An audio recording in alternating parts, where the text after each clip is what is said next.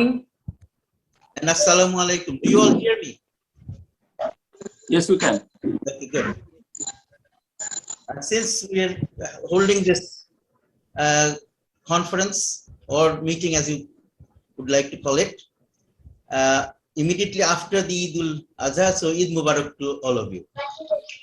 Now this event is, we're calling it a webinar on militarization nation,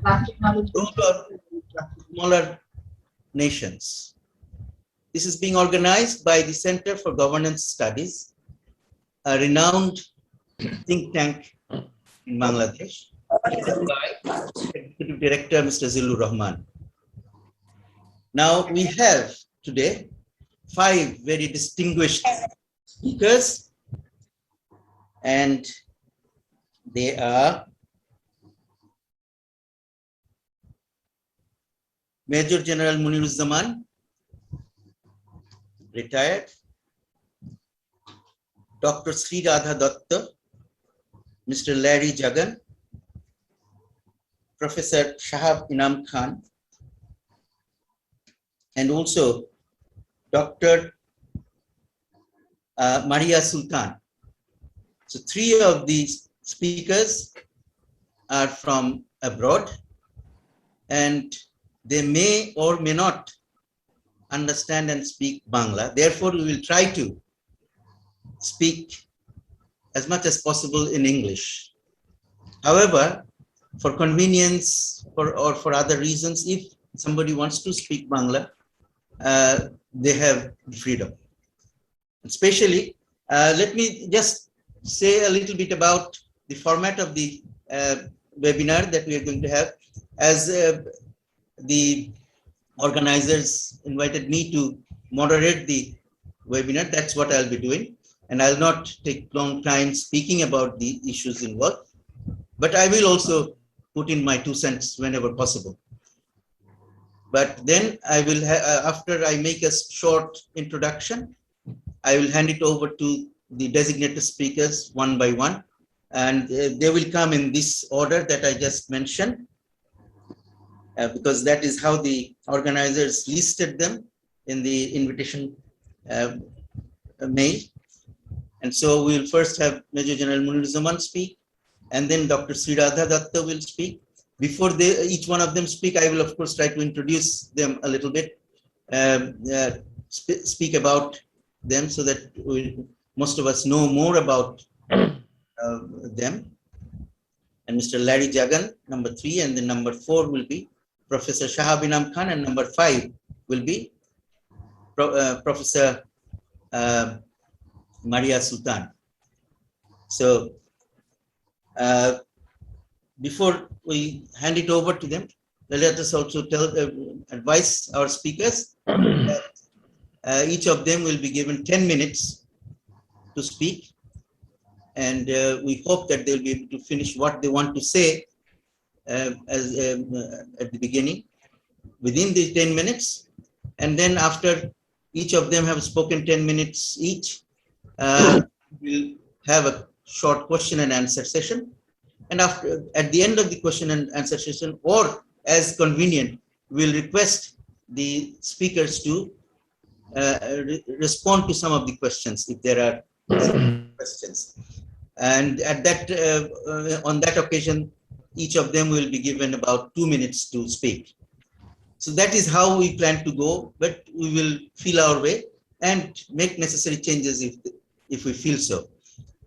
So before we proceed further, let me start. We now know the title of the webinar, Militarization in Asia, Role of Smaller Nations. So there are 2 distinct parts in the title. Militarization in Asia. So first, I think the curiosity of the audience or the listeners will be to understand whether there is any militarization, serious militarization in Asia. When we say that, there's another smaller question that comes in. Is Asia one unit, or should Asia be seen as different parts like South Asia, Southeast Asia, Middle East, and so on, Far East. So these are different terms that we use to divide Asia. And so we understand that Asia, in many ways, we can see that Asia is not just one animal. It's different kinds of, different realities are present in different parts of Asia. And so it may be necessary to see them separately. So we will depend on we will look at the speakers who address these issues. And then role of small states. But then what about the moment we say militarization, that means we automatically assume that it is being done by the larger or more powerful states in Asia. And so what actually are they doing? Why do we want to call it militarization? Or is it appropriate or not so appropriate to call it militarization? So that would be another set of questions. And then, of course, actually, we should look at the role of the smaller state. If there is militarization, how the smaller states are relating to it or responding to it, what options do they have and what options they are trying to take. So those are some of the things that we should try to look at. And then there are some traditional ways of looking at it. When we say militarization and all that, we automatically certain new developments, recent developments come to our mind.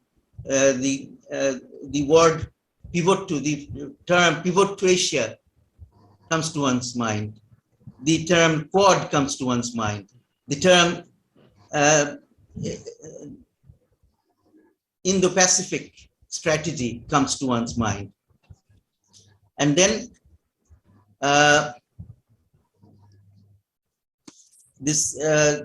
we're having some little problems here. Yeah. And then we also have on the other side, if I may put it that way, we also have this very popular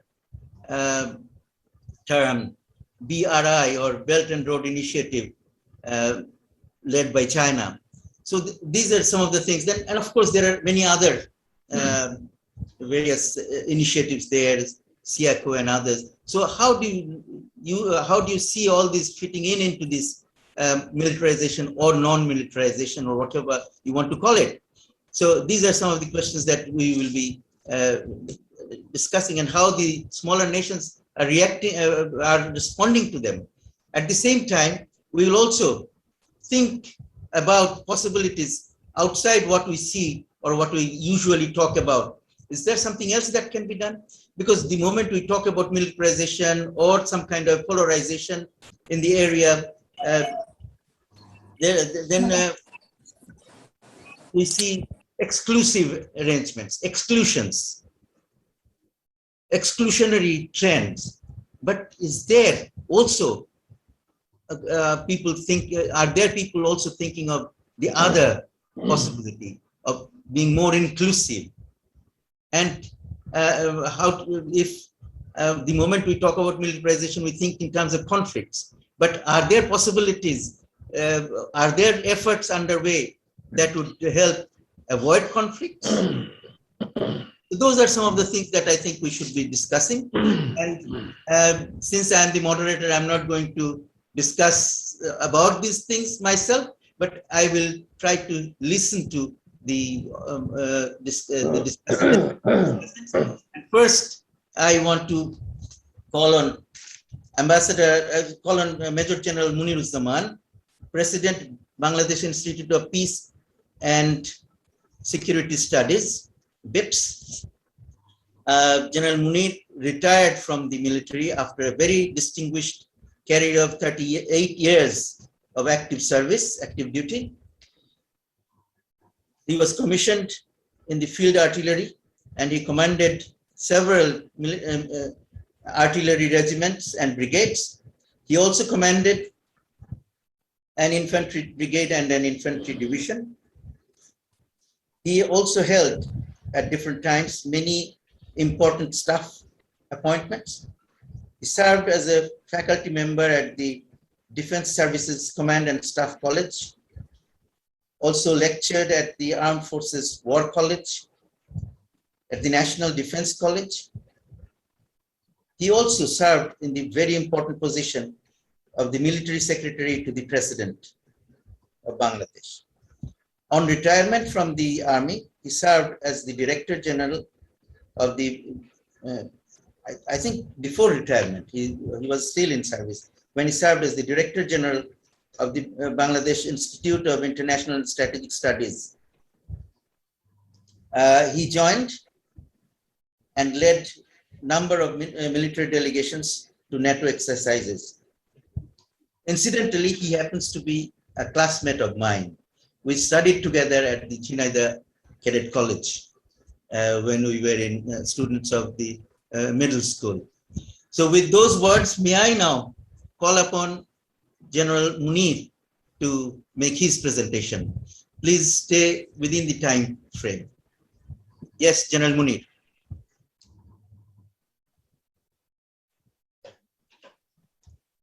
Can you hear me, General Munir?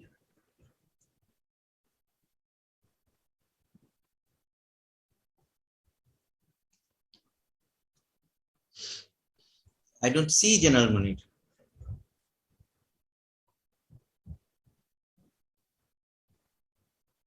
There you are. Yeah. Munir, yes, please. Should I start? Yes, please. Okay. Mr. Chairman and the audience, very good morning to all of you and Assalamu alaikum. My thanks to CGS for inviting me to say a few words today and attend to this very important webinar. As the moderator mentioned in his opening remarks, I shall very briefly touch upon some of the key issues that he mentioned.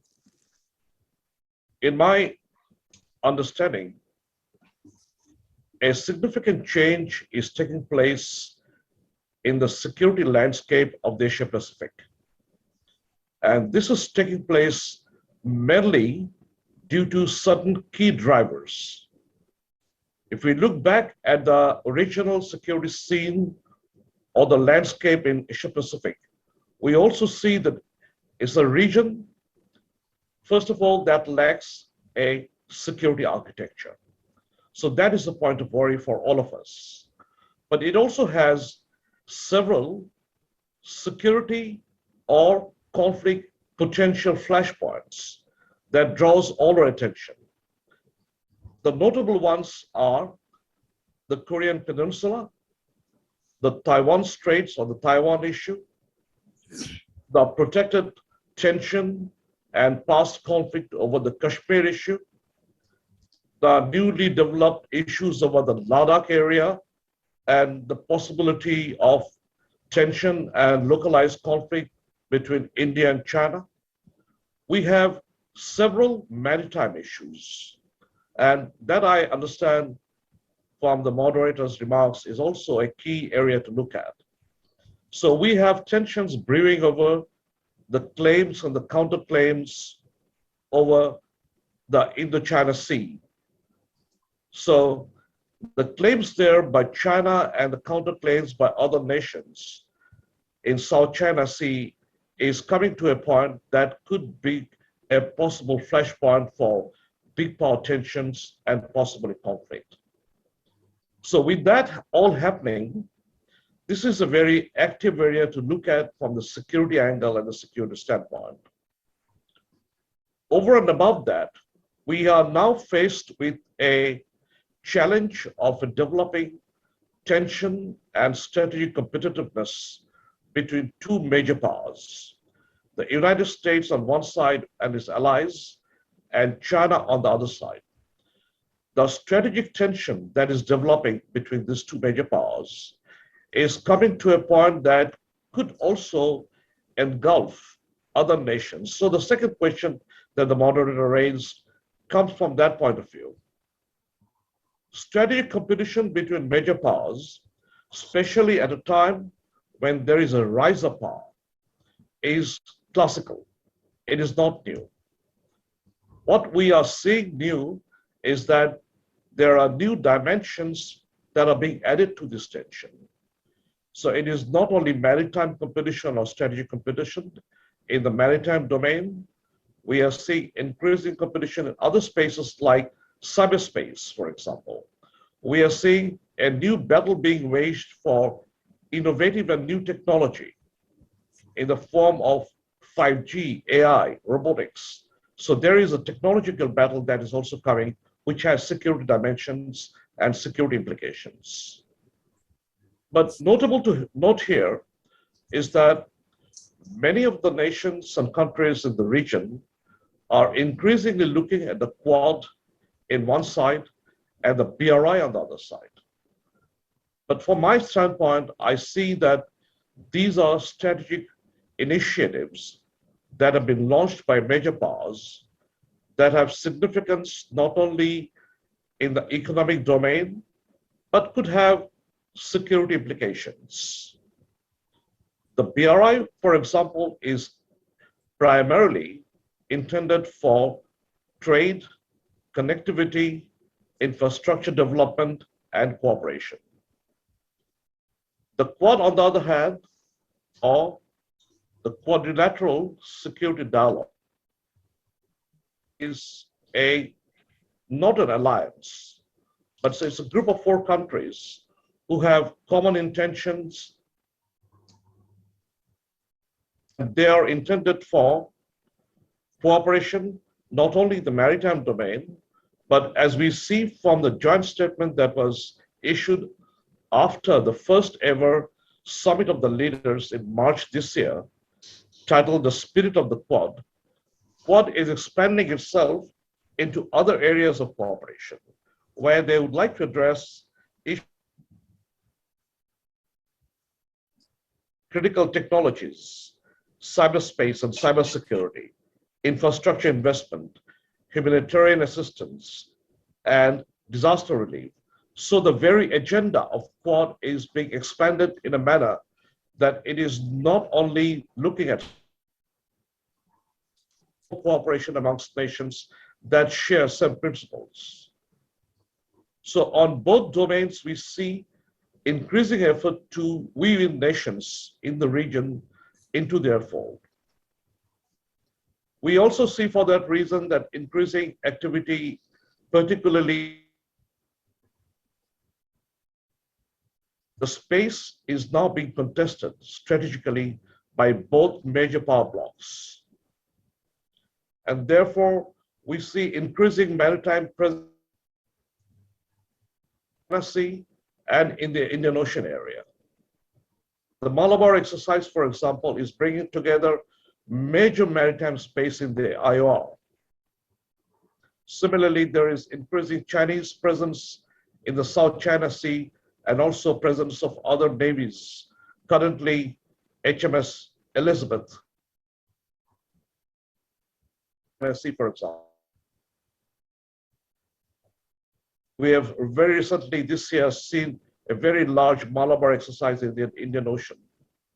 So this also brings us to the point that all major powers are trying to exercise more military presence in the Asia Pacific, for which there are worries being raised by countries.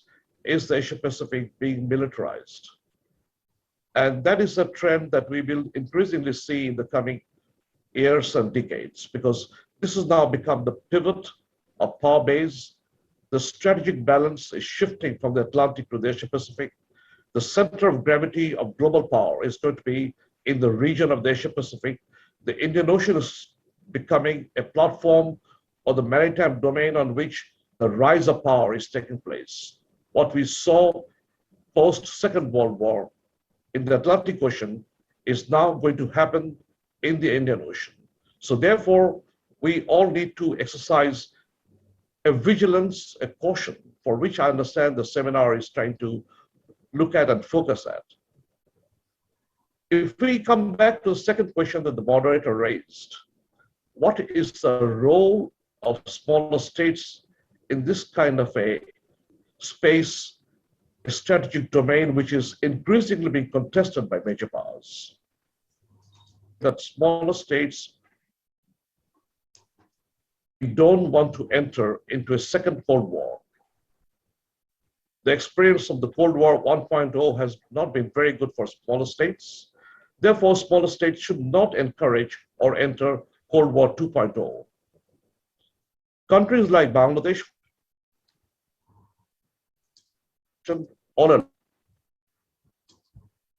BRI.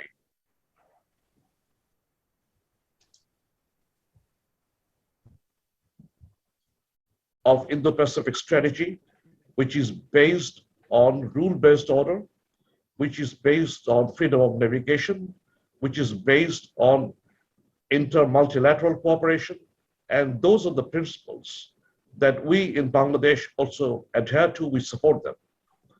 What small states must do is exercise caution so that they don't enter into any military alliances, so that smaller states don't enter into any kind of agreement that is exclusive in nature or has tints of containment. We should not enter into any kind of agreements or groupings that have serious military connotations. Smaller states here must play a constructive role in encouraging all kinds of multilateral cooperation on all spheres that is not only beneficial for us, but that is beneficial for the region. Therefore, we strongly adhere to the principle of refraining from any kind of agreement that becomes aiming at any sort of agreement that aims at containment of other powers. You need to close quickly. I'll take one more minute, Mr. Chair. And therefore, smaller states must encourage the freedom to exercise their own strategic autonomy. And that is the strategic autonomy that Bangladesh must adhere to and exercise at all times. We should also be very clear of any who come in other guises and play proxy roles for bigger powers. So in our relations, no elements of regional proxy powers and exercise our diplomatic and strategic autonomy at all times for peace and stability of the Asia-Pacific region as a whole. Thank you, Mr. Chairman. Thank you for your time.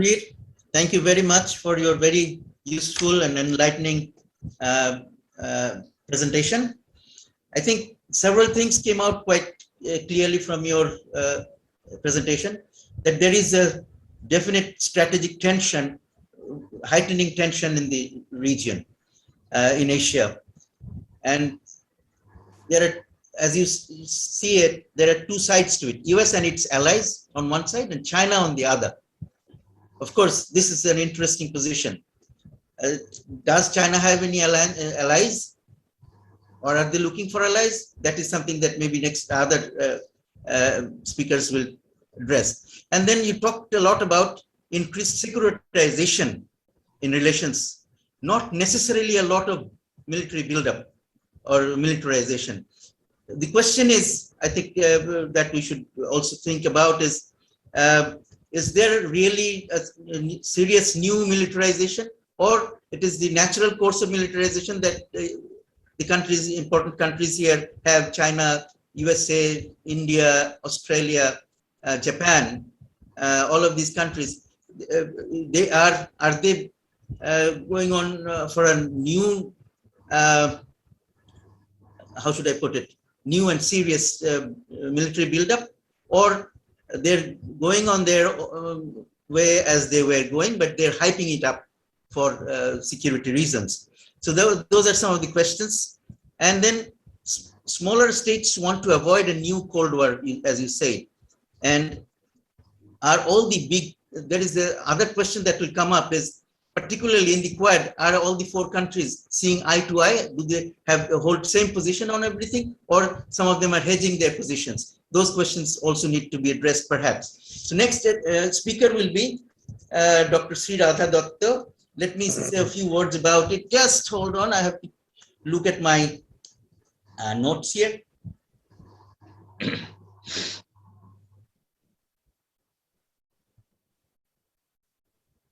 Just a minute, just a minute.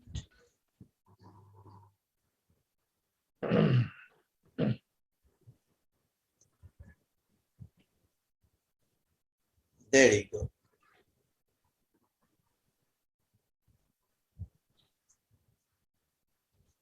Good.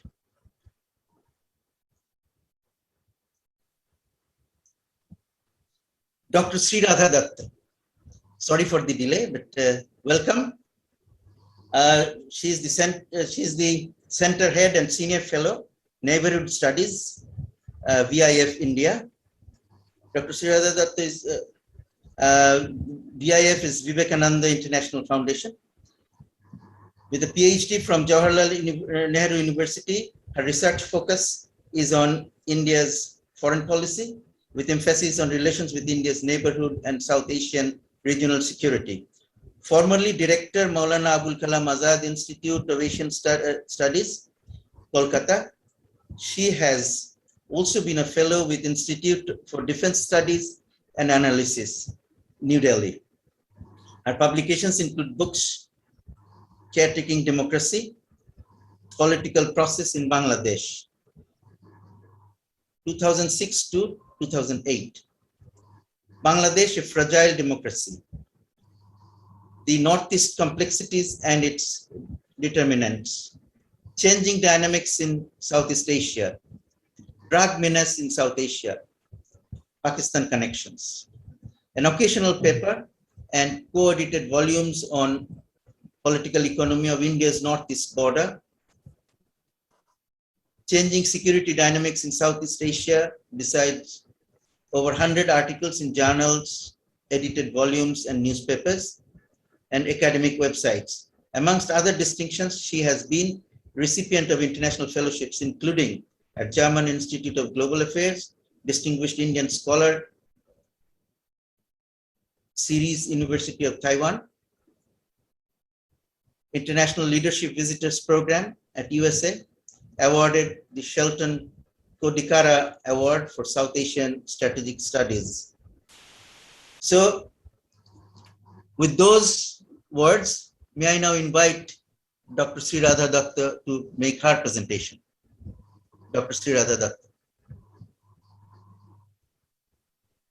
Thank you, Chair, and very warm greetings to all my panelists and all other participants here.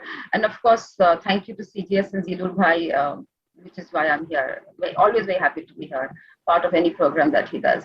I'll try and address most of the questions that has been raised by the Chair at the initial, but let me, for my initial introductory remarks, confine myself to two large, broad sections. One is, of course, let's talk about the Quad. I mean, the other points which is raised by my predecessor just now, as well as the Chair, all remains. But I think right now, at the uppermost mind, we are all discussing Quad and, what are the implications for that? Because these are natural curiosities and questions that arise from the recent developments. And I'll also try and explain about India's position and, what it means for India. And of course, look at how the smaller nations are also, wondering what is happening and try and address that. I think it was quite clear at the, the 12th March summit that it was driven by uneasiness about the rise of China and the security threat that it poses to the international order. There is no question about it. There is uneasiness about it. But at the same time, if you recall, if you look at the statement that's been, as well as the post, the Washington Post op-eds that were penned by all the four leaders, it essentially also, while keeping security issues on the table, the current preoccupations have taken a precedence, and I don't think we need to lose sight of that. So while we are talking about militarization in the region, there are significant other preoccupations, which of course in this particular statement we saw issues related to the COVID-19 vaccine. We talked about cooperation over emerging technologies, climate change, which again is something which affects all of us. So while often people have seen Quad as an alliance in the making, and often we've heard about commentators call it an Asian NATO, I would actually at this point of time describe it as a loosely knit network of like-minded people who are partners, maybe who are aiming at a broader purpose. The point here is that while there is a certain threat which is posed by China, which is of course, it is military, and I think the previous speakers talked about the territorial claims in South Asia, South China Sea, East China Sea, they're all there. But there's also a large economic and technological side to it. I mean, let's not forget that for many of us in the region, China is a pivotal player in global supply chains. And, not only as vaccine supplier, but in terms of surplus capital globally, the Belt and Road Initiative, and of course, a hugely rising technology power. And I think given the kind of tension that not only the Quad partners have faced, but specifically for India, I think the broader aspects of addressing through Quad is actually specifically not only on the military, which is there. I mean, despite the fact that, as I mentioned, the statements may not say it, but there is a point of focusing on, the critical technologies and, how the economic domain can change. I mean, there has been a predominance of China we've seen in terms of global bilateral trade and multilateral trade. So I would actually say that here, the Quad efforts, while of course is to constrain China's, position in the way it is in the global system, but is really to develop a much more broader based, inclusive, regional cooperative framework.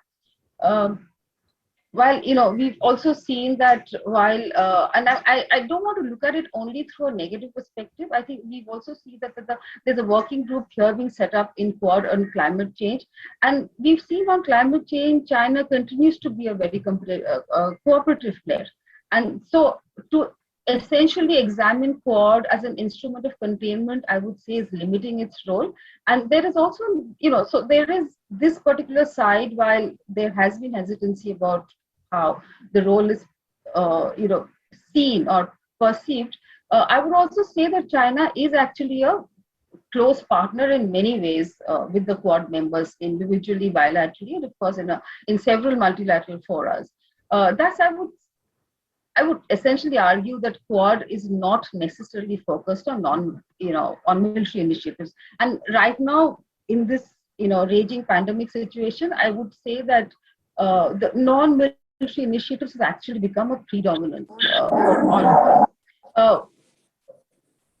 Quad is a symbolic and I would say substantive addition to the already existing network. And again, there was many reference to the existing network of strategic and defense cooperation, which was already in place among the four, these Indo-Pacific democracies. There was, as I mentioned, they were earlier in a bilateral level. There were trilateral exercises. They are now, of course, being shared on a much more regional, platform. But I would also say that, the Quad presence is also a kind of a signaling to China that we are watching and we are very alarmed from some of the developments that have taken place, which brings me to why has India moved its position? I mean, if you recall when Quad first came into place in 2007 in the backdrop of, the cyclone issues, and today in 2017, it really took a decade for India to be a much more participative member there. And I think that, of course, has been while many have called India the weakest link, and India was certainly not active for the first decade, but things did change. And I think many of the issues that were raised by the chair, I will try and address it here, that what is it that actually changed for India? First and foremost, I think the substantial escalation of the Sino-Indian rivalry that has taken place. I mean, there's Ladakh border, of course, is, very kind of there in our minds right now. But that apart, even then, we've seen that there has been several border issues which are outstanding. Not to forget the Doklam incident that happened. It has made India re-examine its position with China. I mean, certainly so. And of course, we also need to remember that 2014, when Prime Minister Modi came in, there was a certain thrust on, collaborations, and strategic ties were given a lot more focus than it was in the past. And it was I think in this mind, we've seen how India, Australia, coming together. We've talked about, many of the joint naval exercises which started, and one of the visits of Prime Minister from Australia, Turnbull, I think in 2016, was possibly a turning point also as to how India was examining Quad at that point of time, or even having a kind of a strategic collaboration, which, for long we've seen how India has always been hesitant. They've tried to work very closely with US, with China, with Russia, it's been not something that India would want to closely, just align itself with one particular regional platform or the other. I think that's something that India has for the last 75 years been trying to do. And of course, at the same time, we have to understand that, while what was happening, and at the point, again, the chair made about the partnership that was happening with US. There was again in 2015, right after Modi coming in, a joint strategic vision that was taking place. Of course, they did away with the pivot Asia subsequently, but there was a new, and I think, as again mentioned earlier. Okay, so there was, and all this Malabar exercise and all of that, came in, and I think it was important that they kind of work together, because there was a decision, and I think the point I would like to hear close with.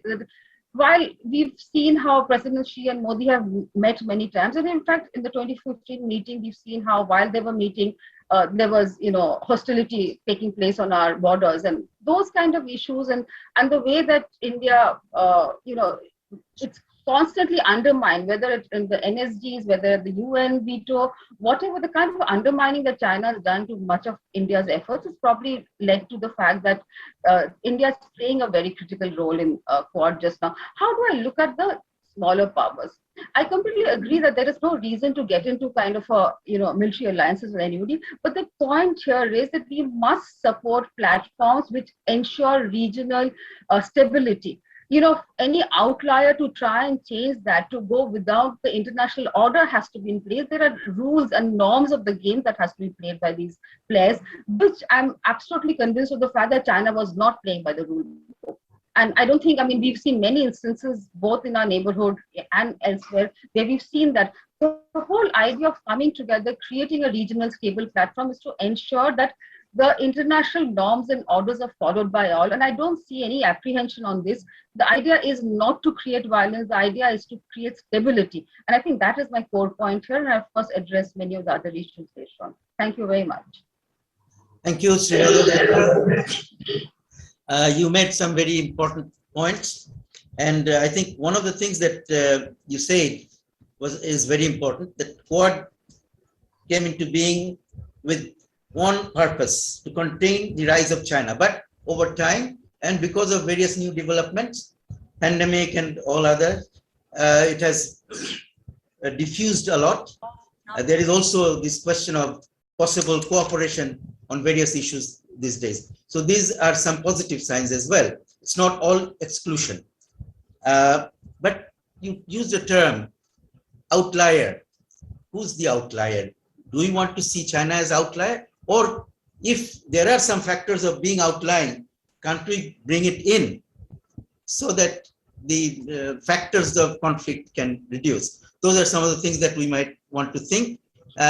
Next speaker will be, I think we'll go for Larry Jagan. Let me bring out my notes here. Just be patient. I'm not very good with these technology things. There we go.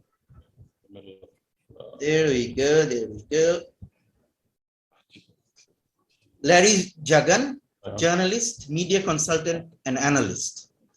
Larry Jagan is currently a freelance correspondent, independent analyst, journalism trainer, and media consultant based in Bangkok and Yangon. But right now he's sitting in London, as he told me. He has been reporting for radio, television, online services, and newspapers on Asian affairs or from Asia for more than 4 decades. Before that, he was the BBC's news editor for Asia. He is best known for his coverage of Myanmar. He is also the author of 2 books on Myanmar, numerous academic papers, as well as a book on poverty in the Philippines. So since his expertise in Myanmar is quite intriguing for us, I would like to hear from him a little as to how Myanmar fits into these things that we are discussing.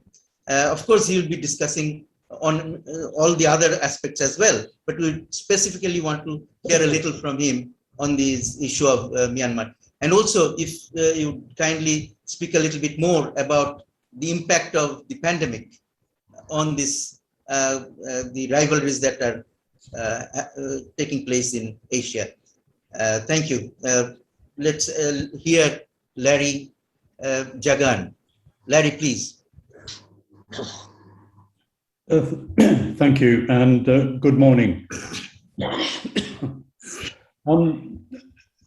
I am currently sitting in London, but I normally spend most of my time in Bangkok and in the past decade in Myanmar. But since February coup, it's been impossible for me to be in Myanmar. However, I do continue to avidly follow what's going on. I have, in many ways, grown up with ASEAN. I was an undergraduate in Australia when ASEAN was formed in 1968, and I have attended literally scores of ASEAN summits.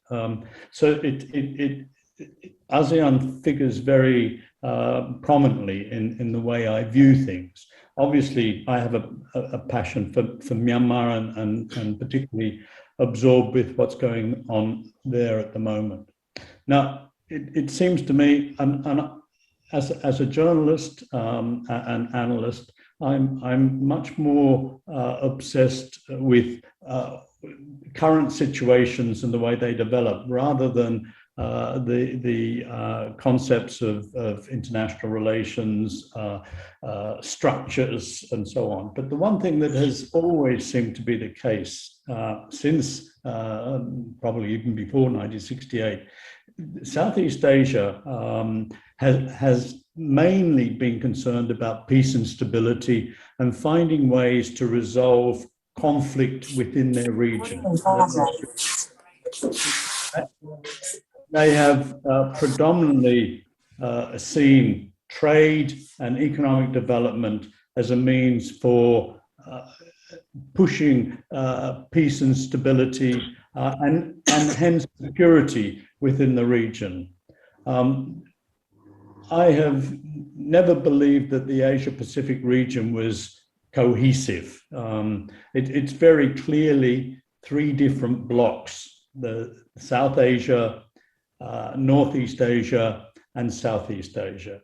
Within Southeast Asia, there is no cohesion either. There is no sort of common identity. There's a common concern, peace and stability, and finding ways to resolve conflict in the region that is one little interruption, Larry. How about West Asia? I would see it as also independent, as a further block. It's not an area that I've spent much time considering, but I know in my days at the BBC, particularly when I was also responsible for South Asia, I saw West Asia as sort of more closely aligned with South Asia. I mean, the Pakistan and Muslim connections and so on, the trade agreements I saw with Iran and India and other South Asian countries. I do think it's like a jigsaw rather than a cohesive architecture. And that's what makes Myanmar for me the most interesting. I'm afraid Myanmar has no involvement with West Asia, but I see it as the bridge between South Asia and Southeast Asia and Northeast Asia. I mean, obviously, particularly China. And in many ways, when one's in Yangon, it strikes you there, partly because of history and architecture, that it's more akin to South Asia than it is to Southeast Asia or even China.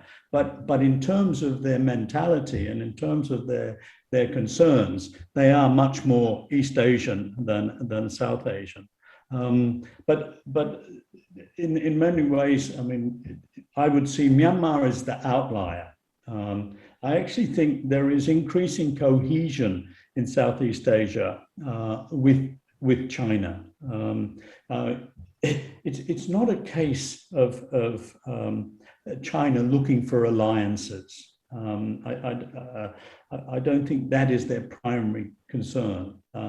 They want partnerships, and this is what they talk about. They want inclusive partnerships, and they see Southeast Asia as their priority, in part because it's their backyard, and they constantly talk about it as their backyard. They see the development of trade, interconnectivity, and so forth, as bringing the region closer, not necessarily one that is unified, but one that has an understanding about the special relationship. So there's no question that Beijing is pushing for some form of integration, but not domination. I think often people misunderstand the way in which Beijing operates. That's not to say that there isn't a twin stand to what they do, as is the case in Southeast Asia generally. I find it difficult to see militarization taking place in East Asia, including Myanmar. What I do see is modernization and the fear of being left behind by Western technology, Western defense mechanisms. And therefore, in my view, it's quite a legitimate process of modernization. But what is different in Southeast Asia and Northeast Asia is the role the military plays in making political and strategic security decisions. They are more than integral. They are key. We talk about the BRI, the Belt and Road Initiative. That is also military. They talk about the state, they talk about business, and they talk about military. There are three legs to the BRI. So anyone who feels that this is simply a trade and interconnectivity push, I think misunderstands the thinking back in Beijing. Now, Myanmar obviously is key at the moment. I do believe that the key concern is conflict resolution, tension, reduction of tension. And that's certainly a keen concern of Beijing. It is the Southeast Asian concern as well. And Myanmar does, at the moment, provide a very major security risk to the whole of the Asian region, because it's unlike the past when Myanmar was isolated but insulated. Things from within Myanmar didn't necessarily impact across borders. Now that's no longer the case. The flows of refugees. I mean, the one thing that I know is constantly privately and confidentially discussed between India, China, and Thailand is refugees. They're not looking for a common policy, but how are you going to react to these thousands of Myanmar refugees that are crossing the border? Is there approaches that we can learn from? So, but these are happening on an informal, bilateral approach. But Myanmar is undoubtedly causing concern.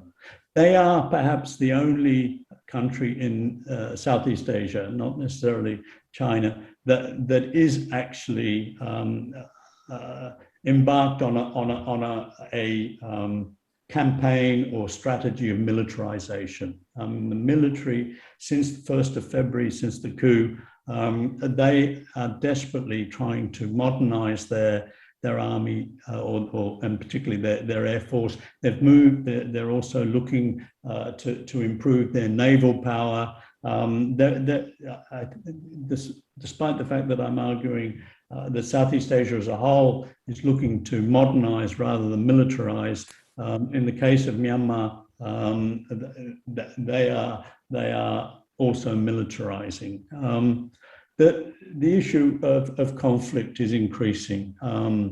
What we've seen is a proliferation of small civilian defense forces around the country that are causing problems for the army. In Kachin State, in Karen State, the army, of course, the Tatmadaw, the Myanmar army, do not reveal their casualties, but we know from reports from the field, from ethnic groups. Please finish in about a minute.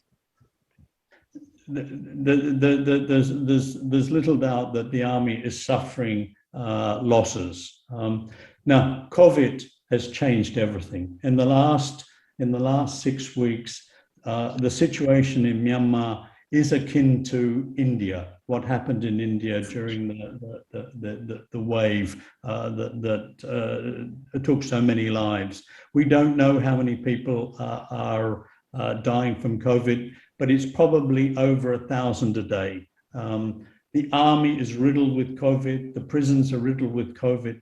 COVID has become the main concern, and of course that is a concern to the neighbours because of the porous borders.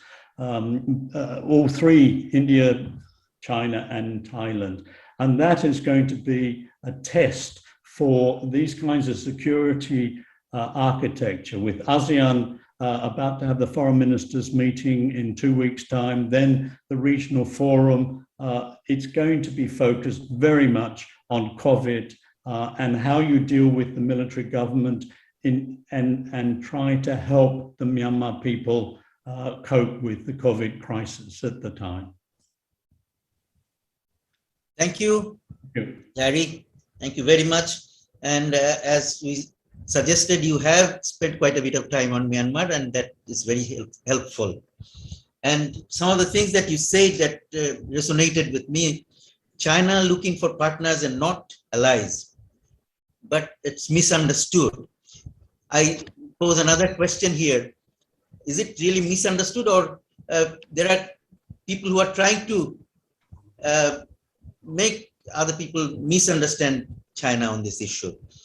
Then you talked about BRI having a third military leg, which is very interesting. And because mostly we don't see that very much, but of course, in recent past, China has been talking about security relations with various countries, much more than it used to earlier. So that is there. But whether it is within the framework of BRI, I'm not so sure. Then other countries modernizing and not militarizing, but Myanmar is clearly militarizing. I think that's a very interesting statement that you made. We all noticed that definitely Myanmar is militarizing, but other countries in Asia are not really militarizing. They're modernizing, and they're following their natural course, which also modernizes the military. That's what I have read into your words. And then, of course, you made a very pertinent remark about COVID being a more urgent concern than other issues like militarization or conflict, etc. Because right now people are not thinking in terms of conflict, perhaps. Maybe 2 years ago, people were more thinking in terms of possible conflicts, but now other concerns, particularly the COVID situation, has taken over. So I think let's now move to the other next speaker. Is Shahabinam there? I haven't seen him yet. I'm here. Okay, good. So let me say a few words about you before I hand it over to you. Just bear with me a little, because I have to look at the notes here.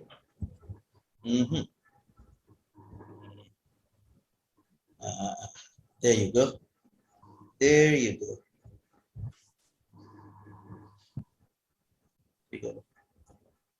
Got it all wrong. Okay.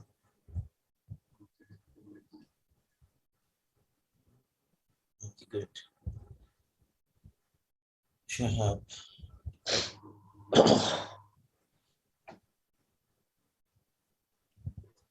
Now there, Shahab Inam Khan, Professor, Department of International Relations, Jahangirnagar University. Professor Shahab Inam Khan is currently serving as Research Director at the Bangladesh Enterprise Institute. In fact, as I know, he's been with them for quite some time now, and as a senior faculty at the Department of International Relations, Jahangirnagar University, Bangladesh. And he is an acclaimed scholar in the fields of security, foreign affairs, and national integrity institutions. Professor Khan has served as advisor, consultant, board members of various international organizations like UNDP, Maldives and Bangladesh, UNODC, UN Women, International Union for Conservation of Nature, IUCN, USAID, International Fund for Agricultural Development, IFAD, Foreign and Commonwealth Office, UK, and Regional Center for Strategic Studies, Sri Lanka, and Jago Foundation, Bangladesh. He also serves as a member of various high-level committees formed by the government of Bangladesh. He led PVE pioneering research for UNDP Maldives, UN Women, and the British Foreign and Commonwealth Office. He is a senior fellow at the Hainan Institute of World Watch, Hainan, China, and a non-resident visiting fellow at the Nepal Institute for International Cooperation and Engagement. He has completed his fellowship at universities of Delaware and Birmingham in the US and the UK. He studied at the Kennedy School of Government, Harvard University, University of Manchester, and University of Dhaka. So with those words, let's leave the floor to Shahab Inam. Yes, Shahab Inam, please go ahead with your presentation. Thank you very much. First of all, I apologize for this late entry. I'm currently in the middle of transition. I'm speaking from, very interestingly, cantonment, just in the middle of the hospital. I'm just taking care of my parents. Both are admitted in the hospital, so apologize for this disarrayed presentation. In most of the cases, I couldn't hear the presentations really well. Hope your parents are not serious. I hope you're doing well now. It's a little bit of emergency, but thank you very much for the concern. But of course, I couldn't say no to Zilur Bhai, and of course, sir, to you, the moment I heard that you will be chairing, and I couldn't dare to say no to your chairmanship, for sure. One of the most important thing that I wanted to highlight at the moment we think of Bangladesh as a small state. That's exactly where my reservation comes as the first thing. We're not. If we take Bangladesh in terms of population, it's the 8th largest population in the world. In terms of economy, we're the 41st largest economy in the world. We're the 2nd largest economy in South Asia. And in terms of diaspora, probably we're one of the topmost countries in terms of diaspora in the world. And even if you look at the international peacekeeping, we're the topmost country in terms of peacekeeping. And if you take in terms of our economic outreach, we're one of the largest countries in terms of economic outreach. And if in terms of regional security, probably we're the most important regional security provider at the moment without having any kind of conflict with any of the countries around us. So therefore, I think the very nomenclature, which is a very Western nomenclature to understand a country in terms of the classification of small, medium, or large, probably does not apply in the case of Bangladesh. This is number one.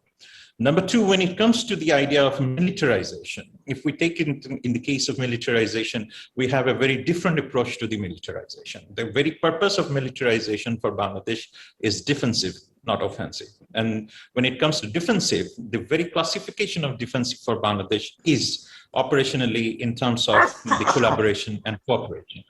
Even if you look at the modernization, somebody was talking about modernization, the whole purpose of modernization is to provide support to the other states. Even if you look at Bangladesh's relationship with Myanmar, It is essentially never been in the case of escalation.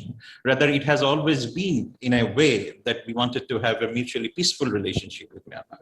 Even when we took 1.1 million people from Myanmar, we have never taken up any kind of arms or any offensive posture with Myanmar. Rather, we have taken peaceful bilateral, multilateral, trilateral approaches with Myanmar. And henceforth, we are still hoping that we will be resolving the problem with Myanmar through peaceful negotiation and multilateral mechanisms. So therefore, whenever we talk about militarization, we become worried when we see the verbatims of arms race, verbatim of nuclearization comes in.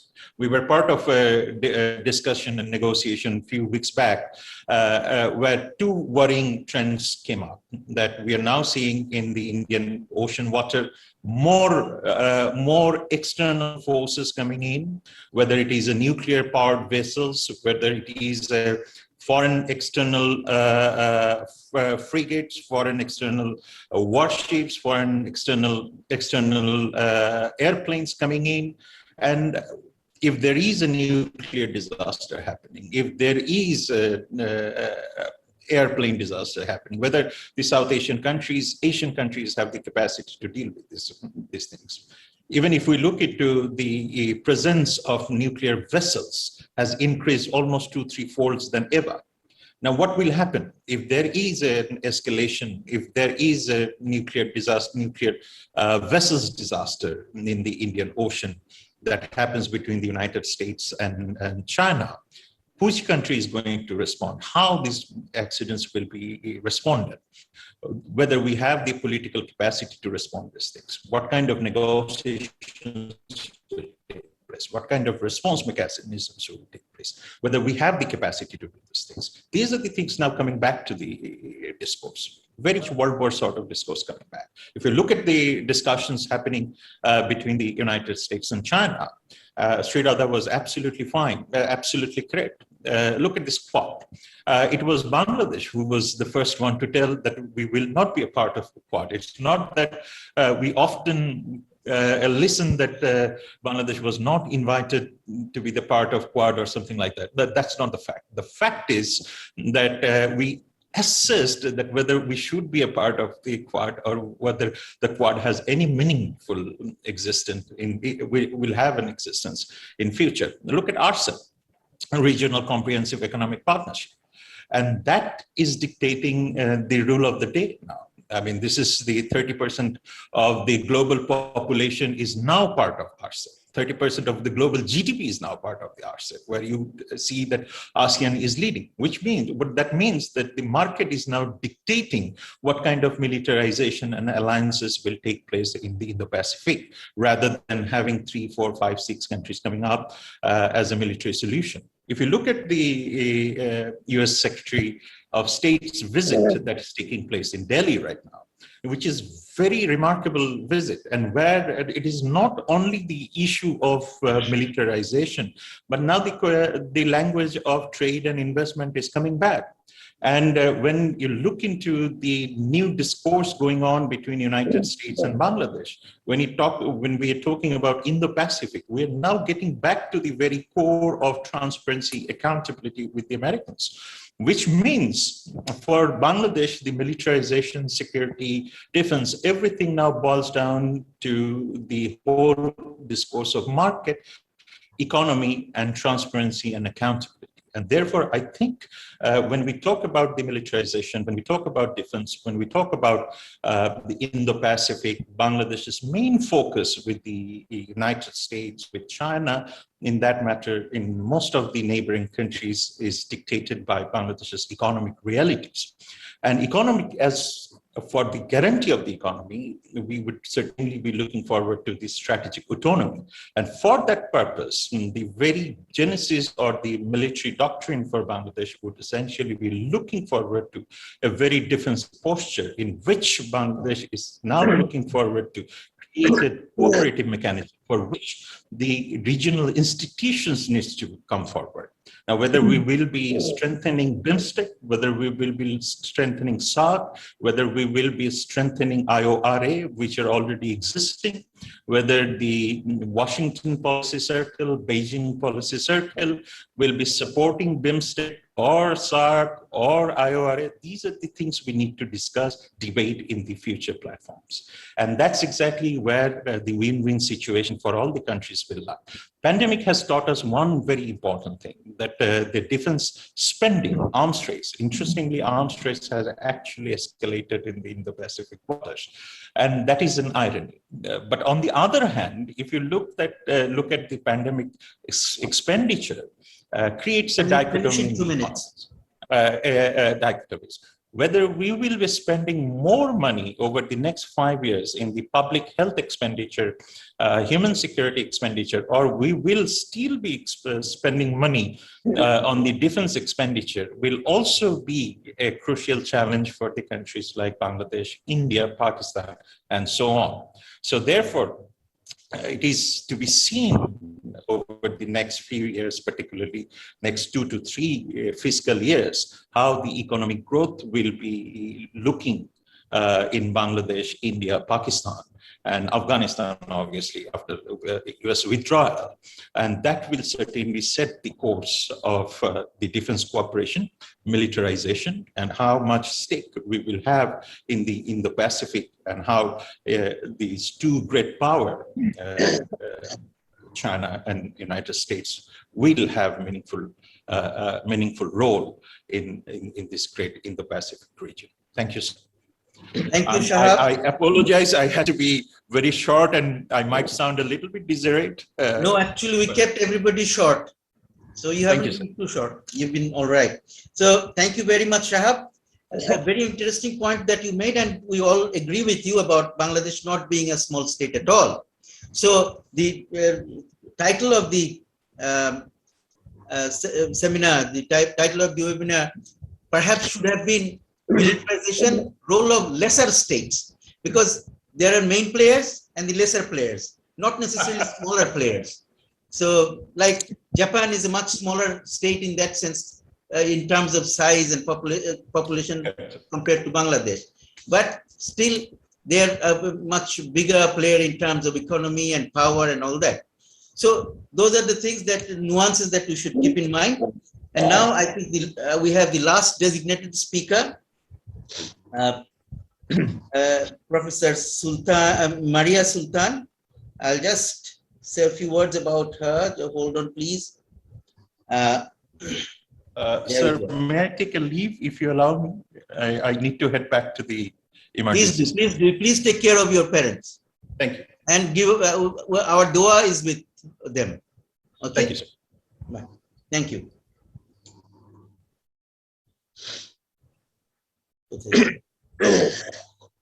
Now, there you are. Now, Dr. Maria Sultan, Chairperson and President, South Asian Strategic Stability Institute, SASI University. Dr. Maria Sultan is the Chairperson and President of, well, that's a reputation. She is an advisor to the Ministry of Defense on strategic and military affairs. She is also the founding Vice Chancellor for Muslim Youth University and established programs in electrical engineering, computer sciences, management sciences, social sciences, including international relations and peace and conflict studies at the university. She was the founding co-director of the South Asian Strategic Stability Unit at the Bradford Disarmament Research Center, BDRC, University of Bradford. She also served as Deputy Director, South Asian Strategic Stability Unit at the university. Dr. Sultan is a specialist in South Asian nuclear arms control and disarmament issues, weapon systems development and strategic stability.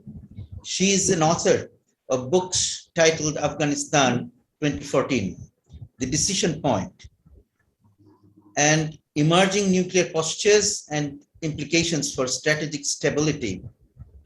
She has published widely in academic journals, news and books. Earlier, Dr. Sultan worked as an assistant editor in the influential English daily, The Muslim. She's a visiting faculty member at the National Defense University, Pakistan, Foreign Service Academy, Pakistan Naval War College, Pakistan Air War College, NATO Defense College, the Russian Center for Policy Studies, Moscow, China Institute of International Studies, CIIS, the Department of Defense and Strategic Studies, Quaid-e-Azam University, Islamabad, the Department of International Relations, University of Peshawar, and the Command and Staff College, Quetta.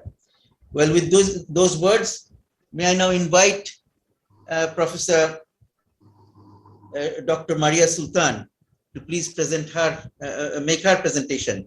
Dr. Maria Sultan, please. First of all, thank you so much, and I would like to echo my gratitude to the Center for Governance Studies for giving me an opportunity to talk about a subject which is of great importance, not only to this region, but also to global security. I think it's always a very difficult position to be speaking the last, because you think that all important things have already been said. But that said, I think it is extremely important for us to understand the importance of Quad. Unfortunately, although Quad at this moment does not represent an institutional approach per se, but what it does signify is that it is going to be a far deeper military cooperation than what has been envisaged by most parties while they talk about Quad.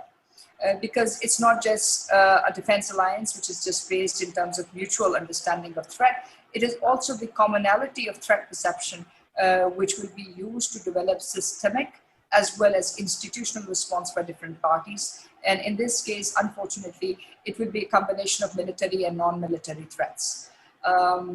What is also important is this, that it will raise multiple questions for those countries as well as other regions, which would now be looking at Quad not just as a region-specific alliance or as an ocean-specific alliance. Because what is at this moment the heart of this new strategy which is being built around Quad is primarily three factors. First of all, it is the fact that there is a global economic transformation, and in this global economic transformation, the Indian Ocean is becoming a key factor. Because at this moment, it is believed that since 2006, 293% increase in global trade, which is passing from the Indian Ocean, is happening at this moment. Similarly, 90% of the world's oil production in terms of routes and in terms of connectivity also passes through the Indian Ocean and then onwards further. Number three, but more significantly, I think that's the commonality of countries which can become the next N11. These include Pakistan, these include Bangladesh, this includes Vietnam, this includes all those countries which have a potential to become these great economic powerhouses. But in order for these countries to become the great economic powerhouses, it is extremely important that they maintain the battle for surplus value and also maintain freedom of navigation, a concept which is very strongly propagated at this moment by Quad, but which by the virtue of these military alliances will come in direct conflict. It will come in direct conflict because once this competition comes forward into the Indian Ocean and comes forward into the Pacific Ocean and is then supplemented by military alliances and cooperative agreements, then what we will be looking at will be this very principle which has been enshrined and upheld by the littoral states, upheld by the law of the sea, and it was going to be a major part of the economic potential of states. So in this case, if Bangladesh is looking for new supply and demand connections, whether Pakistan is looking for that, or for that matter, other countries which believe that the Belt and Road Initiative, or for that matter, the CPAC initiative, is going to help them, will perhaps be questioning this very military alliance, which is for the first time coming in this region. Now, while Quad itself with these four countries presented a significant level of change in the oceans which these countries hold, the second factor, which is now also becoming far more complicating, is how Quad 2 or Quad Plus will materialize. Because one thing is for sure, it is bringing countries such as France to the Indian Ocean, which they believe is now central. It will put into a question mark in terms of how ASEAN will develop, and furthermore, it will also put in a bigger question mark in terms of how military and economic cooperation will materialize once threats are signified and developed around new concepts such as COVID-19, such as cybersecurity, and most importantly, maintaining the freedom of navigation in these areas. In short, in our assessment, sitting from Islamabad, one thing is for sure. Quad is seen as a singular threat which will be emerging beyond international laws in the manner in which international laws will be circumvented to defend various ideas in military connectivity between these four countries. Number two, it is not as of yet inclusive in approach. Although it seems to include Quad Plus, looking at tier 2 countries, but nonetheless, it seems to have a very significant departure from an all-inclusive regional approach. Number three, the level of militarization and military cooperation under Quad is far more significant than realized. Whether it is in the shape of Kamkasa, whether it is in the shape of Dhaka, whether it is in the shape of Lima, or whether it is in the shape of various security dialogues, it is more deeper than actually realized, because it is bringing an institutional co-compatibility development, which was perhaps earlier not seen in the same context. So you're talking about military interfaces, you're talking about joint military exercises, you're talking about actual battlefield intelligence capability, which will be at hand present for different countries. Now, this said, we do also have the challenge of the bigger countries in Quad still staying away from some of the principles of the laws of the sea, United States being one of them. Similarly, we also have issues with regards to how these things will materialize if there is a counter-military response by China.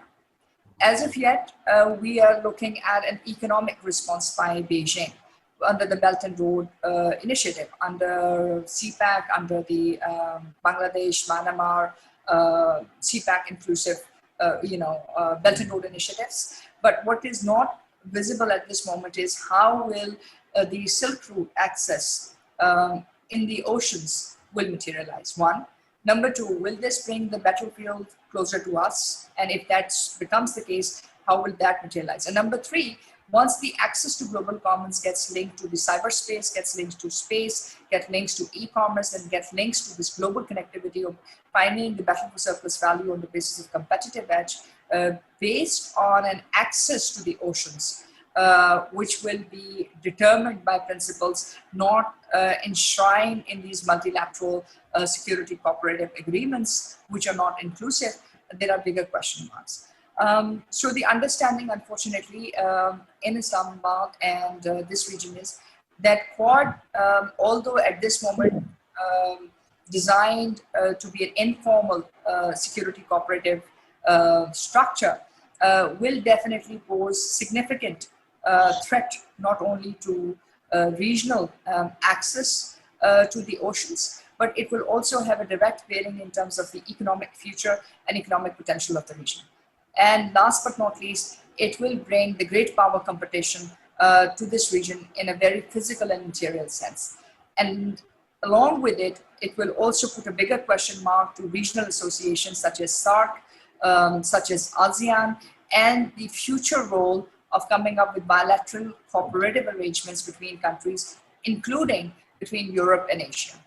Earlier, it was believed that perhaps because of the Belt and Road Initiative, we would be looking at a cooperative arrangement between Asia, Africa, and Europe. But if Quad becomes a reality, and as a result of that, there are also other agreements which come forward, then we might be looking at perhaps the NATO for ASEAN, except that the ASEAN members will not have the full inclusivity in this. This will not be based on shared access, and neither will be based on shared equality. So in this context, for the region, we do believe that Quad, in the opaqueness which it presents and the structural cooperation which it seeks between the militaries of the region, can become the next challenge, because it will certainly militarize the oceans, and it will also securitize the economic development of those countries which are based on this region, on the regional, on the oceans platform. And this would mean that the region would have to consider three options. That means Bangladesh, Pakistan, and all those countries which are the littoral states, whether or not we can come up with a littoral arrangement which is based on regional cooperation? And if that is the case, how will you do that sans India? And if you're going to include India, then how will you ensure that it does not conflict with Quad and the security arrangements which will be put forward? One. Number two, will we be looking at a new Cold War in the oceans between China and the United States? And if that is the case, what will be the infrastructure and security transformation? Because at this moment in Quad, there is also an infrastructure cooperative agreement. How will that materialize in terms of military arrangements? Because this would mean that other infrastructure projects which are in the region could also become hostage to this militarized infrastructure development projects which will be shared and led under Quad. And last but not least, what will be the future of other inclusive regional organizations such as ASEAN? And linked with this is the bigger question of leadership. Because if leadership is going to be oscillated between these four countries, that means Japan, United States, India, and Australia, then what happens to those countries who do have a direct relationship in terms of maintaining access to global commons? That means land, air, sea, and space, and cyber. And those countries whose economic future is going to be linked to maintaining this access to global commons indefinitely. So these are not just smaller questions of just in-depth or lesser understanding of militarization. What needs to be understood very clearly that this is a far deeper level of military cooperation and militarization than perhaps what NATO had presented, because NATO had remained restricted to only military. This goes beyond, also include non-traditional threats to security, including health security and disaster relief. So this basically means that the nature of operations... We have to conclude, please. So with these few words, I would just like to conclude that Quad is perhaps a deeper militarization of the existing security relationship between these countries than anticipated, and it will be a challenge for the regional countries' economic and security future. Thank you, Dr. Maria Sultan. I think you focused very strongly on Quad and the possibility of it becoming a bigger force, particularly more militarized, bigger force, which most of our other speakers perhaps weren't focusing on so far. But I think that is very useful because we have to look at various possibilities, and that definitely is a possibility, although we do not want to see that possibility take place. So with those words, we have to now go into the question and answer. But before that, let me pose a couple of other questions following your presentation. Is it possible to think of a security structure that is inclusive of all parties in the current scenario of the rivalries between Quad and Indo-Pacific on one side and BRI on the other? So in simpler terms, China on the one, China and its friends on one side, not necessarily allies, because China is looking for partners, as Larry had said earlier. China and its friends, and the Quad, the four countries, and their friends on the other side. So now there is a confrontational situation, but can we think of a situation where all these parties can come together in a security structure, which will definitely, if we have such a thing, then it will bring some more discipline, common discipline to all the groups, all the members of the group, and also help reduce tension and possibilities of conflict. So that is something that is worth thinking about. And the other thing that we need to also think about is the impact of a weakened USA. Definitely, whether we like it or not, USA has been weakening in terms of its economic power and its military power over the years. Although still, it is by far the largest military power and a very strong economic power, strongest economic power, but still definitely weakening. So how is that going to impact on these relations that we've been talking about? That is something that we should be thinking in terms of. Okay, and, I'm just going to yes, respond to that, if that's okay, if I can just give a 2 minutes intervention, just a 2 seconds intervention. please go ahead. I think we need to understand that the mere fact that Quad is existing at this moment is signifying the fact that the United States is weakening economically and politically and militarily. And that's why it is looking for structural coordination between these countries. So the power is shifting but they're shifting among the like-minded. Second question, so we should not underestimate the fact the United States is completely weakened. It's a power in transition. And in that power in transition, they are not going to allow the transition of China to emerge as a global power unless and until they militarily confront it. So this is the problem which we are going to actually face through war. In this question, I think the only security structure which can work, which will take us out of this seemingly emerging Cold War in the region, is going to be the role of the littoral states. That means countries like Bangladesh, countries like Pakistan, countries like Saudi Arabia, countries like Oman, because we are the ones who are going to be affected the most.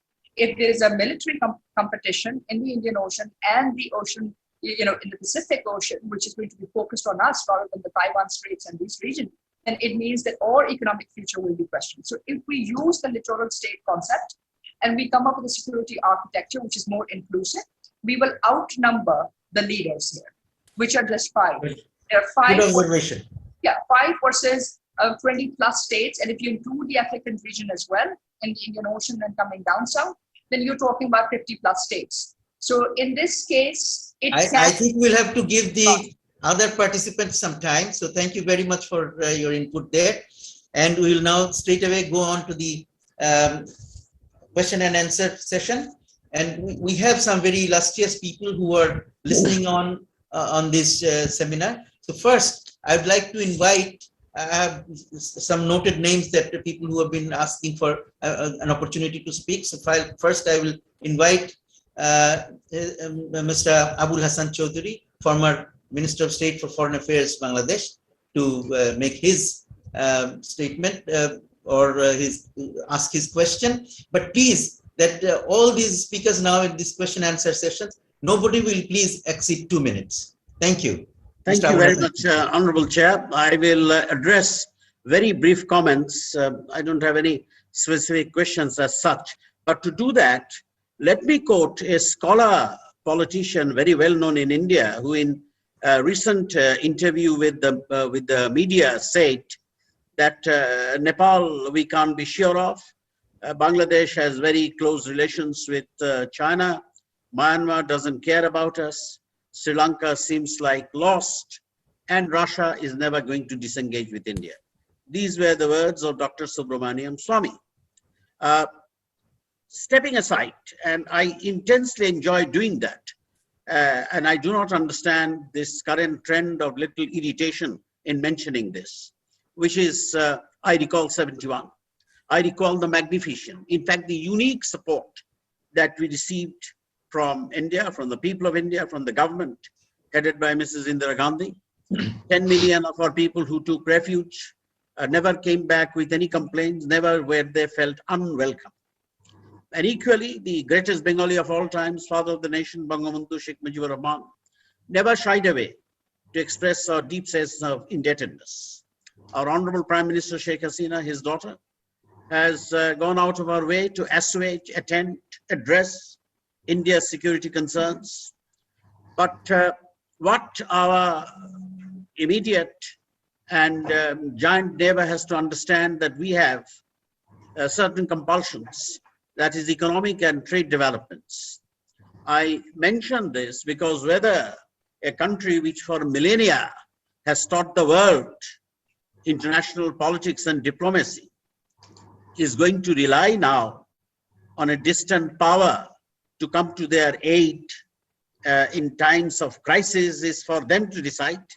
But I, as a citizen of Asia, South Asia, would like to suggest that they may end up getting some uniform and boots and nothing more. The texture, the complexity of Sino-Indian relations need not necessarily be a concern of any other countries, but these two ancient civilizations. However, having said that, they become our concern because whatever decisions these two mighty nations take are going to affect, as I have mentioned with the comment of a very senior Indian politician. All these countries, but our viewpoint has always been, as Shah Banam has very clearly articulated, one of economic development. It will be an irresponsible act.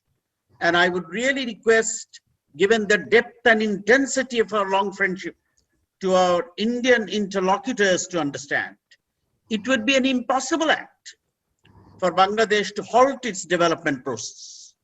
And the reality is, and I'm not even going to define it, that in terms of infrastructural development, in terms of commerce, in terms of the armaments, Bangladesh has a tremendous relationship with China.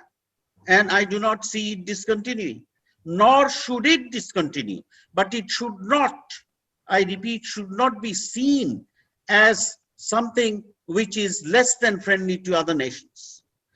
Another perspective that we must also take into account as the situation evolves is the realities in Afghanistan today.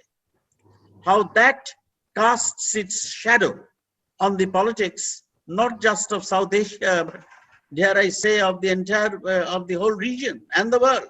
So what I'm going to say that the fabric of the relationship that we are seeing is evolves, and then whole array of possibilities are there in front of these two countries. India, for instance, is also a member of BRICS, and it seems somewhat enthusiastic about Quads. And I think a definitive statement of India will come when it decides what to do with BRICS. Because Sir, with you have Russia, to make it a little short, please. yes, with Russia in no mood to disengage from China, is it possible for India to stay both in BRICS and Quads? I should think that given these realities, we should understand that each country has its compulsions. Bangladesh has no business to get into alliance in any sort of military or aggressive alliances. Our relationship with China is dictated by the commercial realities. You, Honorable Chair, you had been to China for many years, and you have also promoted that at the time when you were our very respected ambassador to that country. Equally, as I have started off with our historical linkage. So here I think Bangladesh should be understood in a different light. Each of the countries has their own focus, has their own needs. And in this whole context, I think we cannot be oblivious of American decision in Afghanistan and how it is incumbent upon the states of South Asia to address these new realities with the perspective and philosophy of unity and cohesiveness between our countries, all the countries, which includes SAARC, which includes BIMSTEC, of which we are original members, both the Bangladesh. Thank you very much. I thank Mr. Zillur Rahman. I thank CGS and you, Honorable Chair, for inviting me and giving this opportunity to participate. Thank you very much. Thank you, sir, for your very useful comments. Now, let me invite, what I'll do is I'll take 2-3 more questions or comments, and then we'll invite the speakers to make their responses if they want to. But also, of course, short responses. Now, may I invite Mr. Sinha MSI to make his little comment or question. Thank you very much, Mr. Chair. It's very much interesting to say the militarization in Asia and role of the small state. But nobody here, the discussion touched elaborately. What is the militarization in Asia and why the role of small states? Two concepts. So everybody talked at length on all the issues and getting entangled in China, America, and Quad, BRI, all these things. But thing is that whether the small state, in the phase of increasing power of the China and America, especially China, or the mega states or India, in a position to face it, say, no, we'll not go for any militarization, we'll go for modernization. So the concept of modernization and militarization are two concepts. One is the negative concept. Whether militarization, it means I want to sway over other state. And modernization, I want to ensure the sovereignty of my state. So these two concepts, all the discussions discussed here, they never touched this elaborately and specifically. They talked at length on all the topics. And that is the most, I think, interesting chapter here. And I draw the attention to all the speakers. If you're in a position, please try to highlight on this point. Thank you very much. Thank you, Sinha. Now, let me invite Ambassador Shafiullah to please make his statement. Take a look. Ambassador Mohammad Shafiullah. Please unmute yourself. He has to unmute his microphone. Unmute yourself. Can you listen now? Yeah, it's okay now. Please speak. Thank you so much. I'm really grateful to attend this webinar. Many of the concepts have been clarified and more needed to speak in future terms. Many issues were discussed, and particularly about the role of the small countries, their security vis-a-vis the looming security militarization in the Southeast Asia, in Indian Ocean as well as in the Pacific Ocean, the so-called Quad, and the China, emergence of China. The issue is, you also highlighted that what is the way out of the seemingly confrontation. I think the best way is just that if it is India, Ocean, India Pacific Ocean situation, then definitely China is a Pacific nation. So why the Quad should limit itself only to 4 countries? Why not even include China if they like to safeguard the navigation in the big oceans, in the Pacific, all this thing? Why you omit the biggest nation of the Pacific region, is China, out of this Quad? That means you are not saying, and you are not doing the same thing, because it clearly the withdrawal of America from Afghanistan and now from Iraq this year, the American interest in the Middle East has been receding because of many reasons. Now they're concentrating on this region, on the Pacific region, because of the Western countries, especially US, is unable to compete with China in any of the issues, economic, security, all the issues, infrastructural issues. So it is the way to solve the emerging world issues, especially after the COVID-19 economic and health issues. Here, the need of the hour is to avoid all this confrontation between the bigger states. We understand that India dispute on border disputes, but that should be solved bilaterally. We always insist that all issues should be solved bilaterally with smaller countries like Bangladesh. We always insisted that that should be bilateral issue, bilateral discussion. Why India, or not other countries, going to form a military alliance to confront China? If you have problem with China, you discuss in various forums, including United Nations, including the Security Council. Why you include the smaller countries like us? We are dependent on many America, or say for Japan, or say for India, for many things. So our dependency on economic issues should not be utilized for this purpose, because we, as a small country, I mean, can you please conclude your comment, please? Okay. Now, question is for Bangladesh. I would say very correctly, Savanam said, and as well as our said also, they are. We are not going for any militarization. We are a small country. We have development. So countries like us should avoid participating in this so-called Quad. It is the interest of the big powers, America, which is now concentrating their energy and strength on China. And so is India, because of the military relation with China. So Bangladesh and other countries should studiously and very consciously avoid entering in this race. That is my mind. Thank you so much. Thank you, Ambassador Shafiullah. Are there any other questions? I don't see any hands risen or anything. Dear brother Zillu, do you see any other persons asking questions? No, I don't see. Okay, let me. So second round for the speakers. So I will go to the speakers. Before that, maybe I'll just take 1 or 2 points from the questions that were raised or comments that were made. This very interesting point that Quad should include China. I mean, if they include China, it will not remain Quad. But is that possible? That is my question, because I've been asking this question from the very beginning. So I'll leave that to the speakers.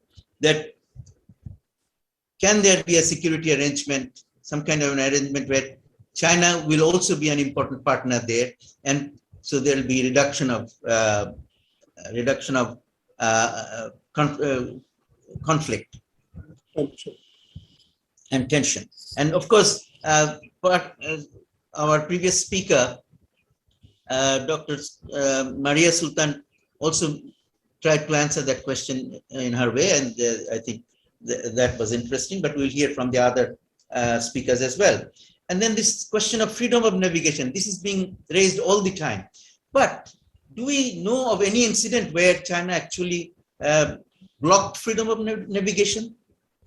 Isn't that a question that needs to be answered? Or is it just a hype, trying to point a finger or call somebody a bad person and create reasons to hit him or hit her? So is that something like that? Because freedom of navigation, I don't think has ever been stopped in that area in the South China Sea or in East China Sea. There is a question of Chinese claims of sovereignty over certain islands.